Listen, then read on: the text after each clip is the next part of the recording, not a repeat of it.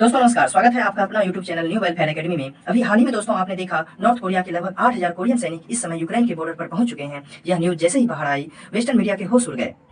इसकी पटकथा पुतिन लगभग 3 महीने पहले ही लिख चुके थे, जब रशिया ने अपने बॉर्डर एरिया क्रुक्स रीजन में अपनी चौकसी कम की, जिससे यूक्रेनियन ट्रूप्स आसानी से रशिया के क्रुक्स रीजन में घुस गई। पुतिन का यह सोची समझी रणनीति थी।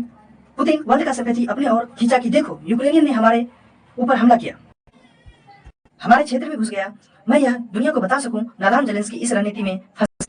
दोस्तों, एक तरफ यूक्रेन ट्रूप्स रशियन क्षेत्र में घुस रही थी, तो दूसरी तरफ पुतिन दुनिया के बड़े बड़े प्रतिबंधित देशों की यात्रा पर निकले। इसी क्रम में पुतिन रूस का ऐतिहासिक आधिकारिक यात्रा नॉर्थ कोरिया होता है। ये खबर आज से लगभग 3 माह पहले काफी सुर्खियां बटोरी थी, जिसका परिणाम हुआ आज कोरियाई फोर्स रशिया की तरफ से लड़ने यूक्रेन बॉर्डर पहुंच चुके हैं। दोस्तों, इस मुकाम को पाने में रशिया एक ट्रीटी के माध्यम से सफलता हासिल की, जिसका नाम कॉम्प्रिहेंसिव ट्रीटी थी। और आज फिर एक बार कॉम्प्रिहेंसिव ट्रीटी का खबर रशिया का ईरान के साथ समझौते ने काफी सुर्खियां बटोर रही है। दोस्तों, संभव है कि कुछ दिनों में आप यह भी सुने कि ईरान की force Islamic Republic of Iran का सैनिक रूस की तरफ से यूक्रेन से लड़ाई करने पहुंच चुके हैं।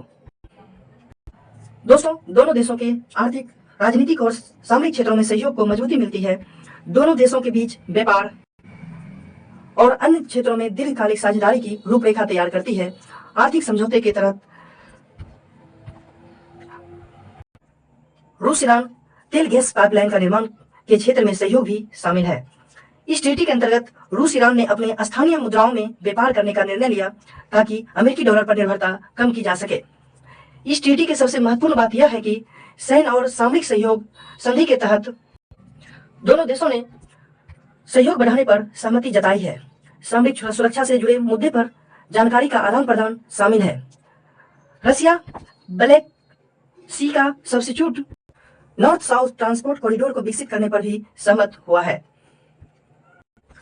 साथ ही दोस्तों, इस ट्रीटी के अंतर्गत शिक्षा और सांस्कृतिक के क्षेत्रों में भी सहयोग को बढ़ावा दिया तथा दोनों देशों ने क्षेत्रीय स्थिरता बनाए रखने और अंतर्राष्ट्रीय मंचों पर एक दूसरे का समर्थन करने की बात कही है, ताकि वैश्विक राजनीति में उनका प्रभाव बढ़ सके। दोस्तों, यह रशिया और ईरान के बीच कॉम्प्रिहेंसिव संधि एक दीर्घकालिक साझेदारी की नींव है, जो इन दोनों देशों को पश्चिमी देशों के प्रतिबंधों से निपटने के साथ साथ सामरिक हितों को भी सुरक्षित रखने में सहायक होगी। दोस्तों, निश्चित ही इस तरह का संधि एक तीसरा वर्ल्ड वार की तरफ इंगित कर रहा है।